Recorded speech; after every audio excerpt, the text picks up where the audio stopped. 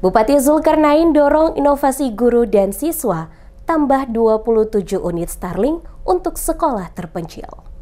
Bupati Maluku Tengah Zulkarnain menghadiri kegiatan program inovasi atau inovasi untuk anak sekolah Indonesia yang berlangsung di aula salah satu hotel di Kota Masohi, Selasa 28 Oktober 2025.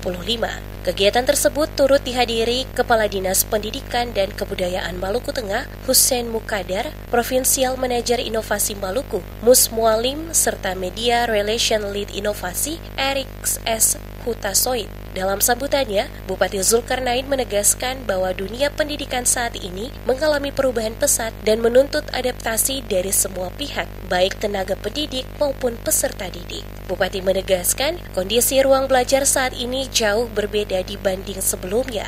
Dirinya selaku Bupati telah menginstruksikan agar bukan hanya siswa yang berinovasi, tetapi juga guru diwajibkan melakukan inovasi dan setiap minggu harus ada evaluasi dan pengarahan untuk peningkatan mutu belajar. Bupati juga menekankan pentingnya pemerataan akses internet di seluruh wilayah Maluku Tengah sebagai bagian dari peningkatan kualitas pendidikan. Pemerintah daerah, kata Bupati, telah mengoperasikan beberapa unit Starlink di kawasan terpencil dan akan menambah 27 unit baru dalam waktu dekat. Langkah ini dilakukan agar anak-anak di pegunungan bisa belajar dengan fasilitas internet setara dengan di perkotaan. Dan untuk memastikan perangkat berfungsi optimal, pemerintah daerah juga menyiapkan genset sebagai penunjang operasional. Pada kesempatan itu, Bupati Zulkarnain juga menyerahkan 4 unit Starlink kepada sejumlah sekolah, yakni SD Negeri 64 Maluku Tengah di Nalahia, SD Negeri 307 Maluku Tengah di Nuweletetu, SD Negeri 40 Maluku Tengah di Mariana, Pegunungan Seram Utara, dan SD Negeri 106